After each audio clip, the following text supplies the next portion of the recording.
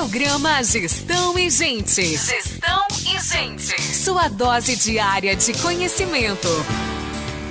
Segundo a pesquisa apresentada na CIG esta semana durante o painel sobre empregabilidade, Joinville possui 14.091 pessoas em busca de colocação no mercado de trabalho. Na outra ponta, a cidade tem 15.022 postos de trabalho a serem preenchidos. Para conectar esses dois grupos, a Associação Empresarial de Joinville, a CIG, a Prefeitura Local e a Federação das Indústrias de Estado, a Fiesc, lançaram um programa de qualificação Joinville Emprega Mais. As três instituições vão oferecer cursos de curta duração em escolas municipais, com base nas demandas da cidade, para que as pessoas desempregadas, desalentadas e também as que estão na formalidade aprimorarem a sua formação e se habilitarem para novas vagas abertas. Esse programa foi elaborado em caráter emergencial com liderança da CIG, pois a entidade concluiu que a pesquisa sobre o mercado de trabalho aponta ter mais de 15 mil vagas a serem preenchidas.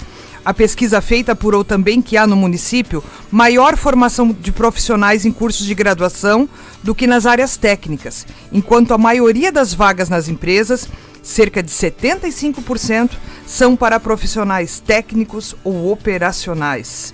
A verdade é, Fabiana, né, que as pessoas já não querem mais trabalhar muito na área operacional. Também tem isso, né? E nos últimos anos, Joinville se desenvolveu muito nos cursos de graduação, né? Em nível de 3º grau. Muitas universidades vieram para cá, né? Muitas universidades vieram para cá, tem aí programas excelentes. E a área técnica, propriamente dita, ficou, né, aquém de toda essa demanda. E tem as faculdades que se instalaram na cidade também com cursos com valores menores, né, do que a universidade. Então isso impactou também, né, nessa qualificação. Agora a área técnica é impressionante, assim, a quantidade de vagas para produção, por exemplo, que as empresas estão oferecendo e que não conseguem fechar porque não tem gente. Ou as pessoas não querem porque o salário é muito baixo, a gente não consegue entender, né? Existe as duas, né? As duas questões, as duas né? questões, a questão de não ter gente e a questão do salário também ser muito, né, nivelado muito por baixo aí em vagas operacionais. Uma das minhas vizinhas, assim, que eu posso até mencionar, ela veio do Rio de Janeiro, tem qualificação, é graduada, mas ela não conseguiu se encaixar no mercado aqui e ela foi trabalhar na produção. Sim. Porque ela disse que... E ela falou que ela nem mencionou, não botou no currículo que ela tinha superior. Que ela tinha formação. Porque ela disse, é o que está mais perto da minha casa e é onde eu vou conseguir melhorar minha renda. E às vezes, para muitas pessoas, pode ser uma porta de entrada, né? Pois é. Pode ser uma porta de entrada porque, às vezes, a pessoa entrando por ali, ela consegue mostrar o seu potencial, mostrar o seu conhecimento e, de alguma maneira, consegue ser reconhecida e alçar aí um voo maior, de repente, dentro da organização, numa vaga administrativa. Quantas pessoas fizeram curso técnico, né? Melhoraram, entraram na empresa, viram a oportunidade, se prepararam e hoje já são pós-graduados. Sim, estão em cargos de gestão e tal. Então, né? Assim, é uma questão da gente ter visão também e se dedicar, né? Sim.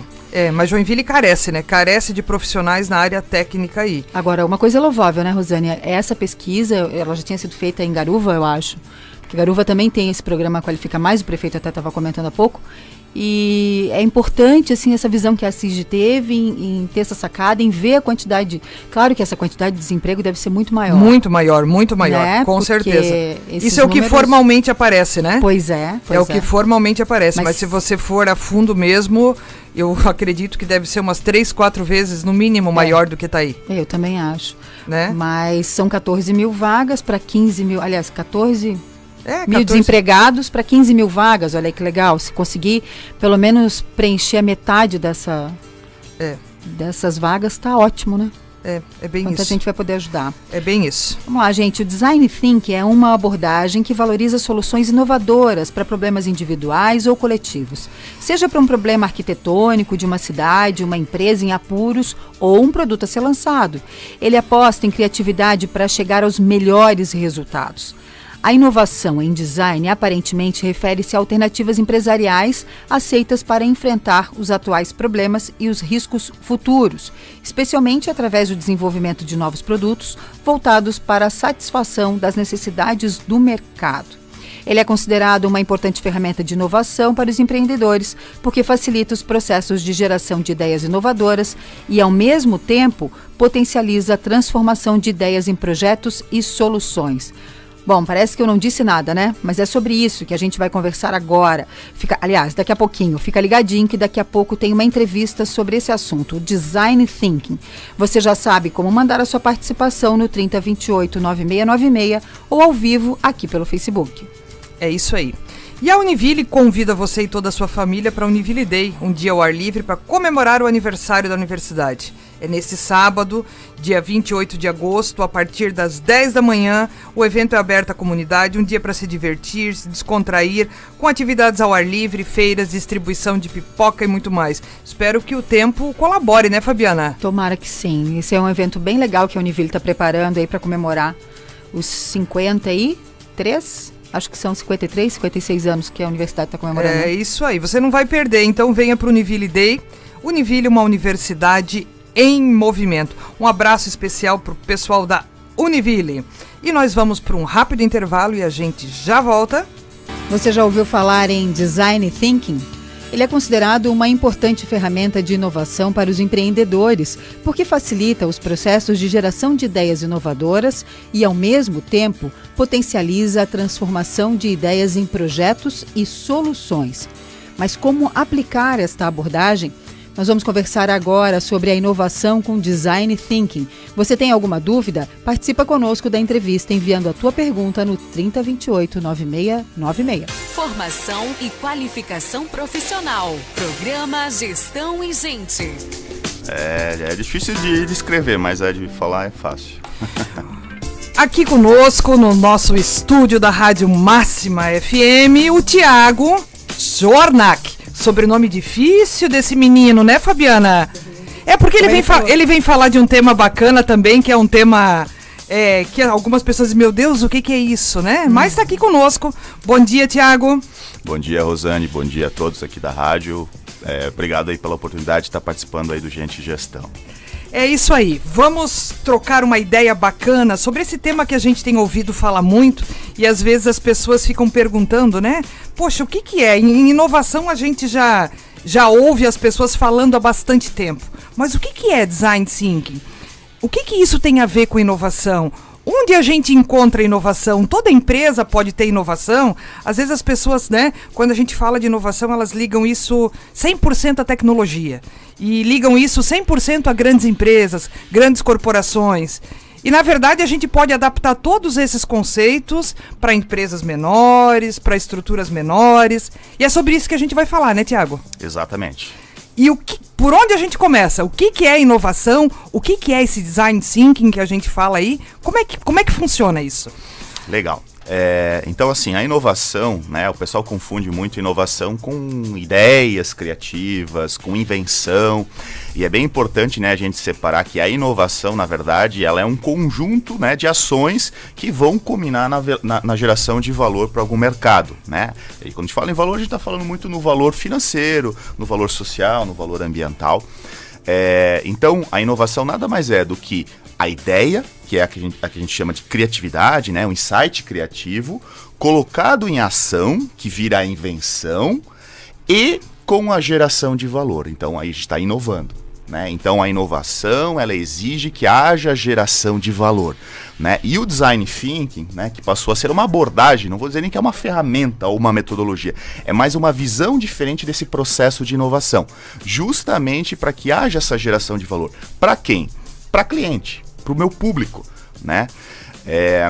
Então, assim, o Design Thinking, ele não é algo tão novo, né? Por mais que agora, né, tem muita gente falando e implementando nas suas organizações, ele não é só para grandes empresas, ele é um processo que pode ser implementado na nossa vida pessoal, inclusive, né? Ele tem uma sequência tem uma lógica, né, de cinco processos. E ele nasceu, vamos dizer assim, lá no final da década de 60, início da década de 70, com estudos sobre a diferença entre o pensamento técnico-científico, muito dos engenheiros, para uma visão dos arquitetos, dos designers, que era uma visão mais experimental. Ou seja, eu vou tentando, eu vou fazendo, eu vou errando, uma hora dá certo e aí eu faço algo diferente. Inovar é fazer diferente. Né? Ou seja, é a gente ter a ideia, é a gente inventar 1, 2, 3, mais de 1000 vezes, né? Se for necessário, como Thomas Edison fez com a lâmpada, né? 1200 e poucas vezes, até dar certo, ou seja, agregar valor para algum público, né? O Design Thinking, então, basicamente, ele é decorrente de uma pesquisa que foi feita no início da década de 70, onde se comparou um público de engenheiros com um público de designers, né? E designers são arquitetos, como eu falei, são desenvolvedores de produto, são decoradores, né? Designers mesmo, né? A função do designer visual, né? O artista plástico, que eles têm uma visão um pouco diferente do que se tinha até então, né, na concepção científica do engenheiro, né? O engenheiro ele tem uma visão, né, de processo de desenvolvimento do novo produto muito baseada em regra para otimização de solução para chegar num resultado. O que se percebeu nessa pesquisa que foi encabeçada por Brian Lawson, a partir de estudos de Herbert Simon, que criou, vamos dizer assim, o conceito inicial da visão do design, né, numa obra, inclusive, que depois ele acabou sendo premiado até com o Nobel na época, né, que era a ciência do artificial, né, onde ele começou a falar pela primeira vez do pensamento visual, do pensamento do design. E na ocasião, então, se constatou que os designers, eles inverteram essa lógica, né, que eu comentei, né, da regra da otimização da solução para resultado. Eles trouxeram o resultado primeiro, pensando no público, pensando no cliente, pensando, enfim, o cliente não precisa ser um cliente realmente de um produto, né, o cliente pode ser alguém da tua casa, né, o familiar que pode ser você. Pode ser você, né, envolvendo, sei lá, finanças pessoais, né, eu quero me presentear com redução dos meus gastos. Isso aí, que maravilha isso.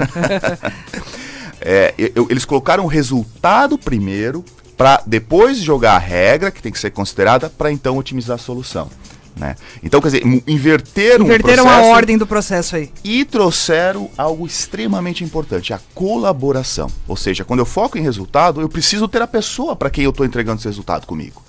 Então, termos como colaboração, coparticipação, fazem parte dessa abordagem agora que a gente chama do pensamento do design.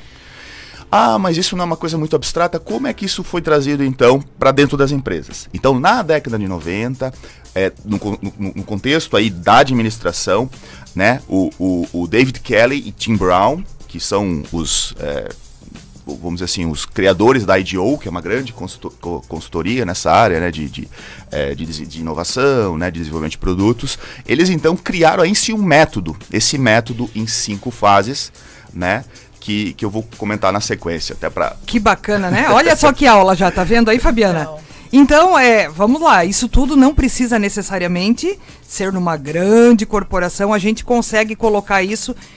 Às vezes a pessoa que está aqui nos ouvindo, que está lá, que é um estudante ou que trabalha num pequeno negócio, esse tema também pode ser interessante para ela pode adaptar isso para a realidade dela. Exatamente. A gente vai ver que o passo a passo ele é bem simples, ele é uma receitinha, né? Então qualquer pessoa pode de fato considerá-lo, né, em qualquer processo aí de inovação, como a gente falou, né, pode ser dentro da empresa, né? A gente está trazendo para dentro da empresa, eu estou à frente hoje de um processo de inovação na Companhia Água Joinville, onde eu atuo, então a gente está tentando incorporar também essa lógica, né? E a lógica ela é a seguinte: a primeira etapa é a etapa da empatia, da imersão, ou seja, eu tenho que conhecer o mundo dos problemas, das dores, eu preciso saber onde está doendo. No público que eu estou considerando, né? Sim. Lógico, nós da empresa a gente vai considerar as nossas dores, né? Sim. E mergulhar, entender, né? Ou seja, é a imersão, a empatia, tanto que no inglês é emphasize, né? Seria empatizar, sim, né? Depois a gente vai para um processo, né? Então nessa fase a gente levanta muitas informações, muitas dores, muitos problemas, a gente observa, a gente conversa, a gente entrevista, a gente faz tudo para poder de fato sentir, não apenas ver, né, ou ouvir, mas sentir. Empatia de verdade. Empatia de verdade. Depois, a segunda fase é uma fase justamente de análise e síntese, né? Por isso que a gente fala até que a lógica do Design Thinking é de 2 diamantes, né? Primeiro diverge, ou seja, vem várias ideias, então diverge, e aí a gente tem que convergir. Aí forma o primeiro diamante. E convergir é o quê? É compilar, analisar e priorizar. Opa, quais são as dores que eu realmente consigo ter ação, que eu consigo atender nesse momento. Atender nesse momento, porque tem a questão legal, tem a questão de financeira, recursos, né, de investimentos, etc. Então eu vou fazer agora a convergência. né? Aí a gente vai para a terceira etapa, né? Que é a etapa talvez mais legal, que é a ideação. Agora diverge de novo, vamos pensar em soluções, pensar em ideias, né? A ideação é pensar agora realmente... Botar a criatividade em prática. A criatividade em prática, e bem colocado, criatividade em prática. A gente vai tentar pegar as ideias e transformar em geração de valor, né? Agregação de valor. Materializar isso em ações. E a materialização ainda vai ser agora na prototipação, que é a quarta etapa, né? Então a ideia ainda agora é muito mais da criatividade mesmo, né? E a prototipação, vamos dizer assim, é mais para invenção, né? A gente vai começar a fazer protótipos, a gente vai começar a fazer um mock-up, a gente vai começar a fazer em escala menor e muitas vezes de baixa qualidade, mas pelo menos para a gente poder sentir, para a gente poder ver, né, como é que está ficando aquela solução, se é tangível, se é um produto, ou no caso, né, se for de um processo e tal, fazer uma historinha, um storytelling, né, fazer uma contação, como é que vai funcionar isso na prática, enfim, para que na outra etapa, que é a quinta etapa, né, então ideação, prototipação, a gente possa agora na quinta etapa testar. A gente precisa testar e aí a gente chama quem? A gente chama o cliente novamente. O cliente pode estar participando de tudo, né? Mas é uma fase agora que é de teste. Então a gente vai submeter, seja o protótipo, ou seja já um produto piloto para o cliente, né, para o potencial público poder avaliar e anotar assim, pô, mas não ficou legal, ficou muito pesado, não gostei da textura, não gostei da cor, né, para a gente poder mais uma vez rodar até chegar de fato no produto que tu tenha certeza que vai ter aceitação no mercado. Por que eu digo isso? 76% dos produtos duram no máximo 1 ano no mercado. Isso é estatística da Harvard Business School. Eles já nascem com data para morrer, muitas vezes. Com data para morrer. Então o Design Thinking ele ganhou mais força ainda, porque assim, os produtos eles têm que durar o máximo possível até para continuar gerando receita, né, valor para a organização. Até porque tem todo um investimento para a criação desse produto, tecnologia e tal. E aí às vezes se ele morre e vem outro em cima, né, aí foi dinheiro aí. Tem algum produto, algum serviço conhecido que foi usado essa metodologia que você pode trazer para nós? Alguma coisa assim, putz, esse foi um case aí usando o Design Thinking que para as pessoas conseguirem visualizar isso. Sim, a gente tem várias empresas que utilizam, né, hoje o Design Thinking já como eu não gosto de chamar de ferramenta, né? Porque ferramenta parece que é aquela coisinha assim... Você usa, guarda depois. Isso, usa né? por tempo e guarda. Não, esse aqui é uma abordagem diferente. Ou seja, eu não preciso somente usar a ferramenta, mas eu estou mudando toda a cultura da empresa para uma cultura de empoderamento das pessoas, de participação. E não precisa ser só do cliente do processo. Eu posso chamar outros colaboradores, né? Stakeholders, né? Fornecedores que podem também nos ajudar em termos de, sei lá, de economia de materiais ou de otimização de materiais no processo, de forma que a solução ela seja a melhor, né, do ponto de vista também de custo, mas do ponto de vista de qualidade, né, do ponto de vista de funcionalidades.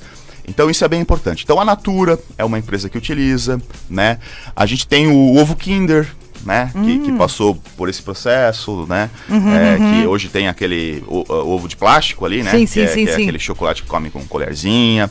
A gente tem a Seara, que utilizou ali uma cotação de história quando fez o comercial, o storytelling, né, o próprio Itaú, ou seja, hoje só basta a gente fazer assim, ó. E as pessoas já sabem. Associam, porque tem uma história por trás, né. O storytelling, ele foi agora, ele ganhou muito espaço por causa justamente dessa lógica do design, né? Ou seja, eu consegui passar uma imagem, né, de algo sem de fato falar necessariamente do produto. Porque as pessoas associam que é o momento. Você criou um ambiente favorável. Um ambiente favorável para isso. É que nem a gente fala, né? Embora as marcas de margarina não foi necessariamente o design thinking, mas hoje o que está associado a uma marca qualquer de margarina, né? Família feliz, café da manhã. Então o design thinking, no caso de processos, né? Ou no caso de, às vezes, algo que não é tangível, a gente consegue trabalhar muito em criar uma história, né, para a pessoa associar o produto sem necessariamente ficar falando, compre o meu produto é melhor, o meu produto, né? Então a gente tem várias empresas, principalmente as grandes startups têm usado muito, porque ele facilita o processo de criação. Só que a gente tem também algumas desvantagens nesse processo, especialmente quando a gente fala de tecnologia, que é a questão da gestão do capital intelectual, né? Porque quanto mais aberto é o processo, mais eu estou dividindo algo que eu estou gastando bastante recurso com outras pessoas ou com outros stakeholders que não necessariamente estão tendo investimentos, né? Mas estão ganhando uma ideia e eles podem simplesmente replicar isso no âmbito dos seus processos. Enquanto você falava aí, eu fui pensando, né? Poxa, eu vou trazer meus fornecedores e tal, e muitas vezes a gente vai criar aí outros produtos que podem concorrer com aquilo que a gente está fazendo. Isso, então esse é um desafio, assim, dá para aplicar em qualquer processo, em qualquer produto? Não, a indústria farmacêutica, ela não vai utilizar um processo tão aberto assim, né? Ela pode envolver clientes, mas dificilmente ela vai envolver... Contar tudo, né? Vai contar tudo, vai abrir todo o processo. Por isso que, assim, a gente, enquanto, né, como eu falei, na companhia ali, a gente é uma empresa pública, pra gente é interessante trazer os stakeholders, porque a gente está entregando algo para a sociedade. Então, todo mundo está sendo beneficiado, né? Sim. Embora, lógico, a gente também tem que tomar cuidado com a questão da gestão do capital intelectual, da questão da propriedade, né, de quem criou, do registro, da patente, eventualmente. Mas, acima de tudo, a gente tem que pensar mais no resultado, na agregação de valor. Diferentemente de uma empresa, né, que, vamos pensar assim, ela gasta lá 15 milhões para fazer um produto e ela tem que, no mínimo, ter o retorno desses 15 milhões para pagar um investimento, né, porque ela está concorrendo no mercado com outras que também têm produtos similares, né, e que têm processos de desenvolvimento. E às vezes a gente nem percebe, né, tudo que tem por trás do desenvolvimento de um produto. Às vezes você compra o produto, tal, usa e tal, e às vezes você nem imagina, né? Quanta tecnologia envolvida, quanto estudo, quantos processos tem atrás daquilo ali tudo. Perfeito. É que nem uma vez eu vi uma publicação, né, que alguém estava questionando o custo de um corte de cabelo. Você, mas tu corta em 20 minutos e tu me cobra R$70. Falei assim, não, mas eu consigo fazer tão rápido hoje porque olha quantos cursos eu fiz, quantas formações, a quantidade de certificado de desenvolvimento que eu fiz para poder fazer em 15 minutos, 20 minutos o corte a esse preço. É isso aí. Essa é uma máxima quando a gente fala de treinamento. Mas você vai cobrar tudo isso por isso? Eu digo, não, mas não é só essa meia hora que eu tô com você. Olha o quanto eu tive que estudar para chegar aqui e falar isso para você em meia hora, né? Olha quando eu tive que... Olha o diamante aí. Certo? Isso. Quanto eu tive que condensar de todo o conhecimento para conseguir passar esse conteúdo. Você traz aí duas questões bem importantes, né? A colaboração e a cooperação. A gente está na era da né? Do fazer junto e tal. E isso é mudança de cultura dentro das organizações, porque em muitas empresas as pessoas não estão acostumadas a ter esse viés colaborativo. Muitas vezes é cada um por si e Deus por todos. Né? Então também é uma mudança de perfil de liderança dentro de uma organização para fazer com que isso aconteça, né? Perfeito. Isso é uma mudança de cultura que a gente fala, assim, que é algo realmente que a gente ainda não percebe em muitas organizações. Às vezes acontece, mas de forma pontual em algumas áreas. E assim, o que é bem importante nesse caso é o exercício da liderança, né? Se o líder dá essa autonomia à sua equipe, para que a equipe de fato possa trabalhar, né, dando ideias e que essas ideias sejam passíveis de implementação, né? Porque a gente tem em muitos ambientes empresas que até possibilitam, né? Deem ideias e muitas ideias, chove ideias, aqueles brainstorming, e no final aquilo não vai para frente, né? Ou seja, não, isso daqui agora não, a gente não tem recurso, isso aqui agora não é prioritário. Então o que acontece? No segundo momento... Você acaba desmotivando as pessoas, né? Exatamente. Ou ela não dá mais ideia, ou ela vai dar a ideia em outra empresa. Com certeza. Né? E foi o que aconteceu com o iPod, por exemplo, né? Que foi o que permitiu que a Apple saísse num buraco, né? Porque a Apple, por mais que ela seja hoje uma das empresas mais inovadoras, né? Ela já foi uma das empresas que mais criou produtos sem aceitação de mercado, né? Inclusive um dos principais produtos deles, um pouco antes, né, dessa inflexão na curva, né? Quando eles estavam indo pro buraco, foi o Newton, que era um smartphone, e o touch era horrível, né? Não funcionava, era que nem aqueles primeiros GPS que a gente tinha, né, tablets que eram muito ruim o touch, e não pegou, né, assim como eles fizeram na linha de copiadoras também. E a Apple passou por isso? Sim, a Apple passou por isso antes de vir com essa abordagem, né, fortemente orientada ao design thinking, né. A Apple é outro exemplo que utiliza muito, né, a gente vê muito aqueles quadros com post-its e tal. É isso que eu ia te perguntar. Quando a gente fala em design thinking, normalmente as pessoas pensam, é uma parede cheia de post-it, aí tem todo coloridinho e tal e tal. Falou em design thinking, essa é a ideia que vem à cabeça das pessoas. Sim, porque também, não necessariamente a gente precisa, né, utilizar os post-its, mas eles, por exemplo, dentro da fase, né, da primeira fase da empatia, existem várias ferramentas, né, que nos ajudam, né, tipo os cartões de insights, que é uma ferramenta que é para tu anotar os insights da observação, né, da entrevista, enfim. Então tu vai anotando em cartõezinhos e tu tem que colocar em algum lugar para, na segunda fase, que é a da compilação, tu poder fazer o quê? Utilizar uma outra ferramenta que é o diagrama de afinidade. Tu vai juntando isso em grupos que tem afinidade. E com o post-it é mais fácil. Tu tira daqui, junta aqui, vai. Então facilita. Vamos pensar assim, né? O post-it, ele facilita. Quando eles criaram o post-it, nem sabiam também que ia ter essa utilização, né? Porque isso. eu acho que acabou tendo até aí um... Sim, a 3M que agradece, né? Isso. Então, respondendo só a questão, né, da cultura, né, de inovação dentro das empresas, é um grande desafio, de fato, os líderes, né, aí quando a gente fala todos os níveis, né, darem esse ambiente, né, possibilitar esse ambiente, né, não somente das ideias, mas de que essas ideias, elas sigam, né, para o primeiro momento, um teste, uma validação, que aí a gente chama de invenção, né, e no Brasil a gente é muito bom em ter boas ideias, e implementar essas boas ideias, mas num ambiente muito restrito, né? Um ambiente, às vezes, muito nosso, um ambiente interno nosso. A gente, né, não dá vazão para isso muitas vezes. E não consegue tracionar isso para o mercado. A gente não consegue fazer isso gerar valor. Facebook teve participação de brasileiro. Aonde? Estados Unidos. Instagram teve participação de brasileiro. Mike Krieger, né? Às vezes muita gente não sabe, mas teve um brasileiro que participou da concepção. Assim como Eduardo Savedrin no Facebook. E assim a gente teve brasileiros em várias grandes ferramentas. No Brasil, não. Lá fora. Quer dizer, ele tinha ideia, ele conseguia prototipar, né? Só que ele não ia ter um ambiente, às vezes, favorável que tem lá uma Califórnia, né? O Vale do Silício, enfim. E que a gente está tentando criar aqui em Joinville, aqui em Santa Catarina, no Brasil, né? Para que o pessoal não precisa sair daqui, né? Que ideias boas o brasileiro geralmente ganha os melhores prêmios de criatividade e tal, né? Principalmente na publicidade. Inventa muita coisa, né? Vê o Santos Dumont também, né? Inventou, sim, mas foi lá na França que ele conseguiu fazer que qualquer coisa decolasse, né? Literalmente. Então, falta criar este ambiente, tanto dentro das organizações, quanto em termos de ecossistema, né?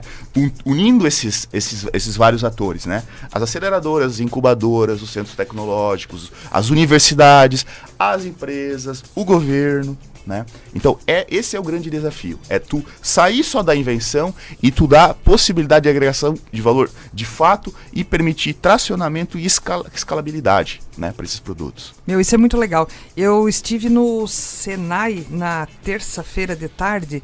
Eu não sei se você tem andado por lá, tem conversado. Norte, você já foi lá, Gente, eles estão fazendo uma área. Eu cheguei e o gerente lá da unidade, meu amigo Alceri, um abração pro Alceri, me pegou pela mão, Rosane, vem aqui ver o que a gente está construindo. Os caras estão construindo uma área para fazer um ambiente de inovação, com empresas participantes, Petrobras, ele falou o nome de todas as empresas lá, eu não vou lembrar agora, mas um processo fantástico. É muito disso que você falou, montar um ecossistema, trazer, parece que tudo para mais perto, para dar chance para fecundar essas ideias.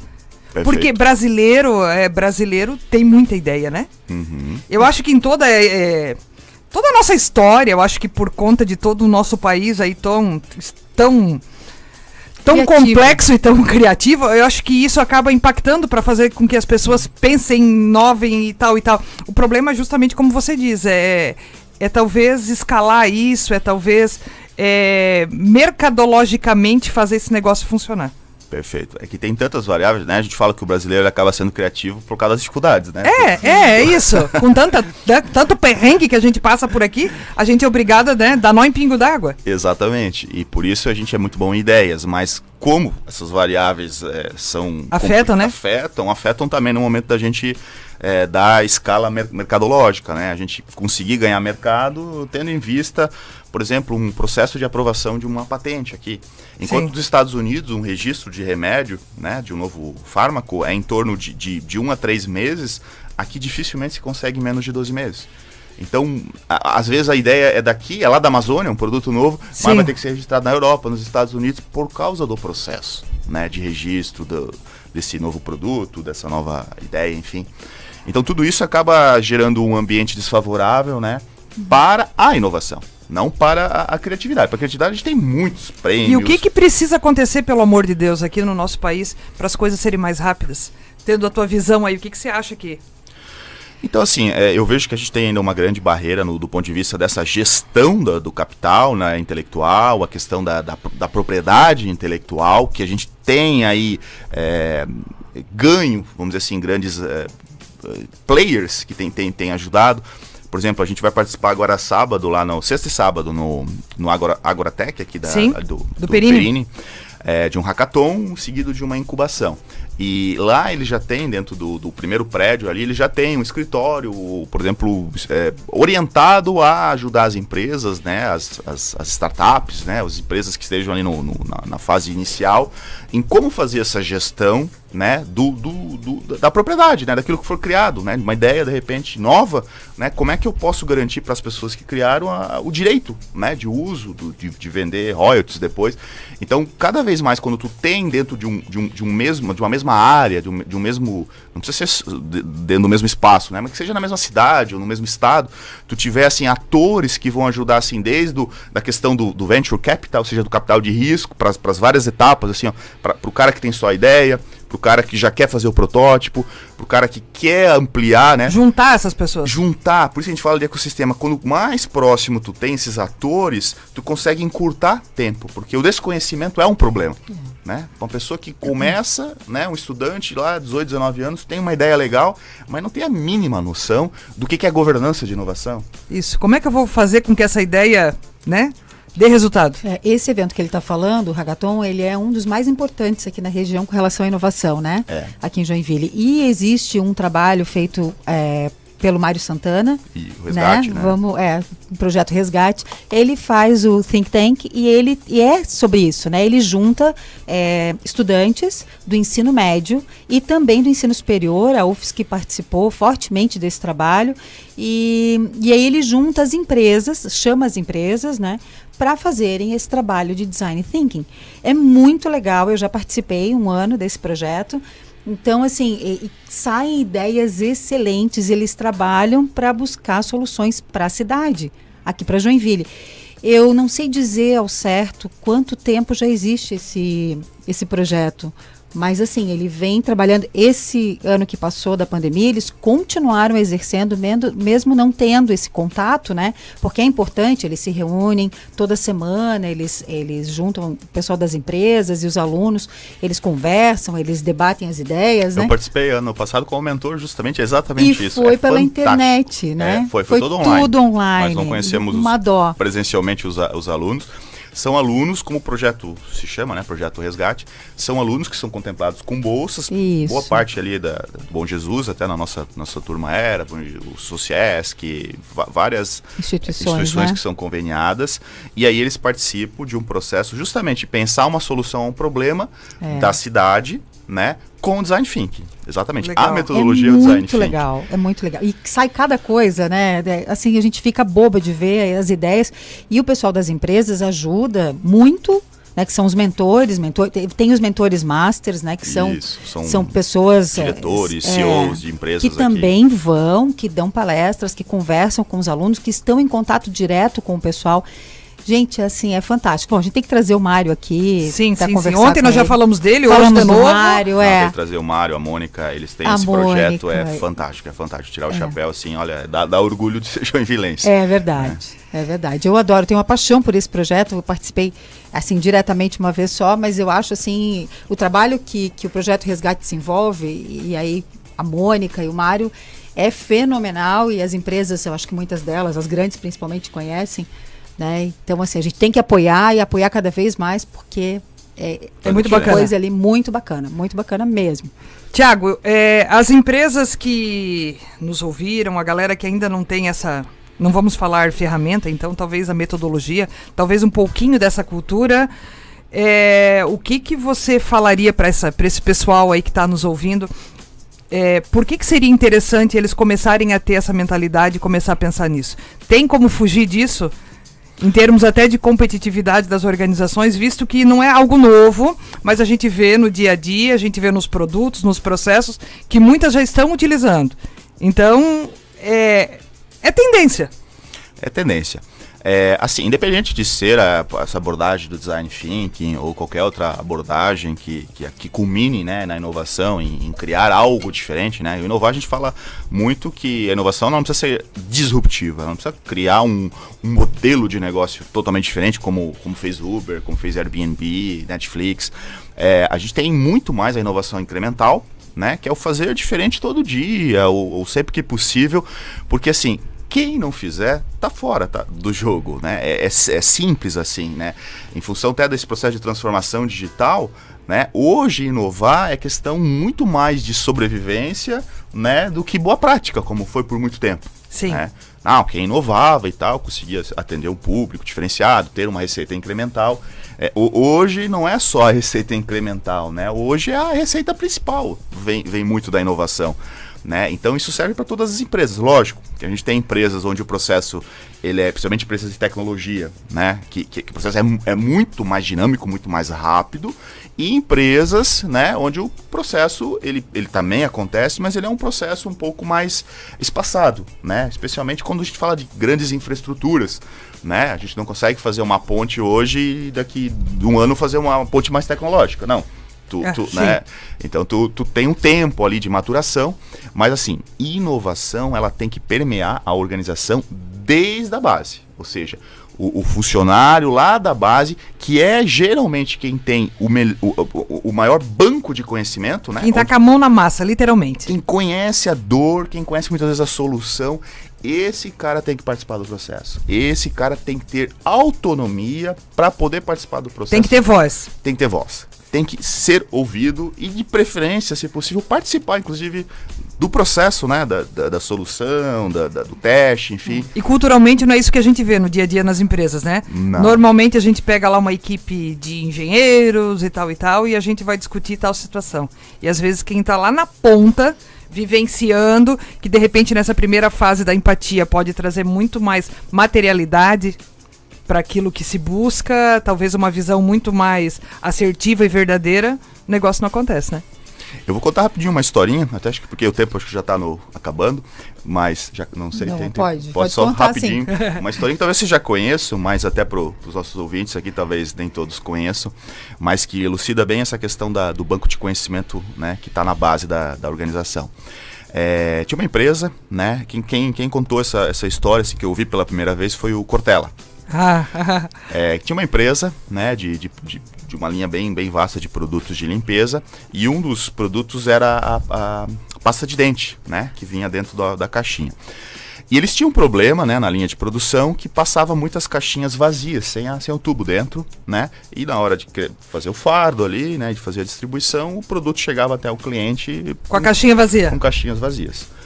E aí, a direção, né, chamou uma empresa de consultoria e falou assim, nós temos um problema, já está gerando reclamação dos nossos clientes e tal, né, a gente faz um volume bem grande, né, de embalamento, né, de pastas e de distribuição, a gente precisa resolver isso.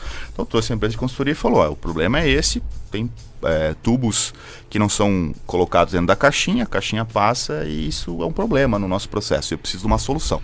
Pois bem, né, a consultoria, empresa, né, de engenharia, pensou numa solução legal, mas muito interessante. Eles pegaram e acoplaram na linha, né, na esteira, uma balança ultra sensível, onde passando uma caixinha vazia, ela acusava a diferença de peso, parava a linha, vinha um bracinho robótico e derrubava a caixinha vazia. Aí voltava de novo a esteira. Toda a tecnologia adaptada para isso. 8 milhões de reais, né? Foi o custo da solução. Pois bem, né? Passou uma semana, 2 semanas, 1 mês, os gestores, né, numa reunião, eles verificaram, que legal, a gente não está mais tendo nenhum problema, né, com relação a caixinhas vazias, né, nenhuma reclamação. E constataram que realmente, há 1 mês, o negócio estava desligado. Assim, meu Deus do céu, como assim? 8 milhões de reais, a gente ainda tem que pagar isso aqui por muito tempo. E tá desligado o negócio? Mas que interessante, também não estamos tendo problema. Vamos descer lá e vamos conversar com essa galera. O que está acontecendo? Pois então, eles desceram, né? E chamaram o Zezinho lá. O Zezinho era o líder lá da área, né? Ô Zezinho, vem cá. Pô, cara, desligaram aqui o negócio que a gente acabou de implementar, vocês desligaram já no dia seguinte. Como assim? A gente nem pagou isso aqui.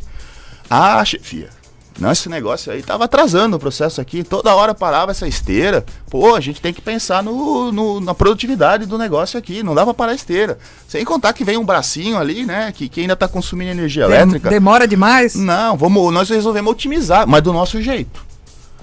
Nós juntamos aí a galera, fizemos uma vaquinha, conseguimos R$80. Aí eu atravessei a rua ali, fui ali na Magazine Luiza e comprei um ventilador. Peguei, botei o ventilador do lado da linha, né? Sempre que passava uma caixinha vazia, ela derruba. E aí só passa as caixinhas cheias. Olha a diferença de R$80 para 8 milhões. Aonde tá o conhecimento? Tá lá na ponta. Saco, Sabe, na base. É isso aí. A ideia é, né? Valorize quem tá lá na ponta. Valorize quem tá lá na ponta. É isso aí, gente. Né? Às vezes a pessoa que tá lá na ponta, ela é... Às vezes não, na grande maioria, né? É ela que vai nos ajudar, né? Ela que não vai, é conhecedora do negócio. Toda a inovação, toda a tecnologia. Toda empresa pode inovar, Thiago, pra gente acabar. A gente quer ficar contigo até as 2 da tarde aqui, mas não dá. Toda empresa deve inovar. Se não está inovando, que comece o quanto antes. Produto ou serviço.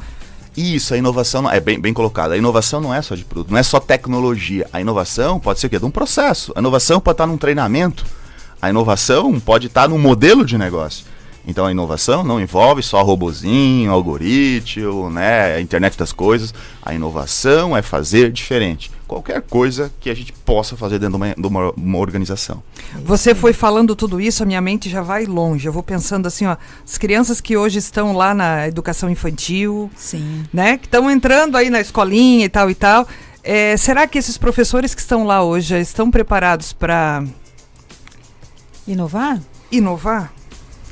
Ou você ainda quer que as crianças continuem desenhando as coisas da mesma maneira? A gente vê, né, a maneira como as carteiras são posicionadas em sala de aula. E aí é aquela mesma história. Mas por que é assim? Porque sempre foi assim. Esse papo vai longe. Nem todos os professores, né? Sempre tem um fora da caixa. Sempre tem. E aí o fora... E aí é que tá, né? O fora da caixa é o inovador. Graças Justamente. a Deus. É aquele que de repente você vai olhar assim, fulano é louco, fulano, olha o que o fulano tá fazendo. O fulano hoje resolveu fazer aula embaixo da árvore. Meu Deus, onde é que já se viu? Certo? Isso aí. Enquanto os certinhos estão dormindo, os loucos estão mudando o mundo, né? Isso aí, ó. Disse tudo. Baita frase. Gente, nós temos que ir pro intervalo. Obrigada pela entrevista. Ótima conversa, né, Rosane? Mais uma que a gente, né, se supera. É isso aí. Thiago, muitíssimo obrigado e a gente vai te chamar novamente aqui porque esse assunto dá um bom caldo, né? Tem coisa boa. Legal, podemos falar inovação no serviço público. Tem Meu Deus do coisa céu, olha isso é importante. Vamos para o intervalo? Bom, e já que hoje nós estamos falando de formação e qualificação profissional, toda quinta-feira nós temos a dica de livro para você se inspirar. A boa leitura e o conhecimento em pauta no programa Gestão e Gente. Dica de livros. Olha, o livro de hoje é As 21 Leis Irrefutáveis da Liderança, de John Maxwell, com o objetivo de ajudar profissionais a desenvolverem técnicas próprias de atuação e melhorar as suas práticas de liderança. O autor criou as 21 leis irrefutáveis da liderança que podem ser aplicadas facilmente no seu dia a dia. Sua linguagem direta e arrebatadora tornou o autor um dos melhores e maiores especialistas na formação de novos líderes e no desenvolvimento de carreiras. O exercício da liderança é vital para qualquer aspecto da nossa vida, mas quem assume esse papel tem ainda o desafio de equilibrar o conhecimento teórico e as demandas do mundo real. Já leu esse, Rosane? Já li esse. E é bom, né? É bom. John Maxwell é tudo de bom. Olha só, a Débora Regina Jochan, nossa amiga, tá aqui nas redes sociais colocando aqui, ó. Professora Débora? As universidades do Brasil estão timidamente nesse rumo. Santa Catarina e Paraná têm algumas boas experiências. É isso mesmo. Essa mudança de pensamento, de fato, precisa ser desenvolvida dentro das universidades, faculdades, para que as futuras gerações adotem práticas inovadoras nas empresas. É isso aí. É isso aí. É por isso que enquanto ele foi falando, meus olhinhos brilhavam, né? E eu já pensei lá atrás. Eu digo, a gente precisa começar lá pelas crianças. Então. Né? Com processos inovadores, com uma maneira de olhar diferente lá atrás. É muito legal. Então foi esse trabalho. Aí a gente pode voltar a falar do Projeto Resgate, que já vem fazendo isso com o pessoal do ensino médio. Muito legal. E aí já está levando também para as universidades. É muito legal isso. E a gente deseja aí muito, muito, muito sucesso e muitos anos desse projeto. É isso aí. A gente tem beijo e abraço. Aqui tem uma galera boa. Neide Lúcia Rosa, queridíssima. Bom dia, querida. A Denise Pereira Vieira, outra querida. Só tem gente querida por aqui, Fabiana. A Julita da Cunha Melo, a Inês Corbe, a Rita de Cássia, Rafaela Levotti, o Wilderson. O Wilderson, ele sai daqui, mas ele não desliga, hein? Ainda bem. Tá vendo? Nós também não desligamos o dele. É isso aí, ó. Ele fica nos ouvindo e nos acompanhando. Um abraço especial pro pessoal da Road Transportes, onde eu tive uma noite especial com eles lá. Um trabalho bacana. Pessoal da FGM lá do Perini, que sempre nos ouve e nos acompanha também. Pessoal lá do Centro de Relacionamento. Bem gente boa. Tem um pessoal do Ágora também, né? Que tá nos ouvindo. Isso aí, o pessoal da Credicop lá, né? É isso aí, é isso aí. Então, tá. Vamos pra Fica a Dica? Agora, no programa Gestão e Gente. Fica a dica.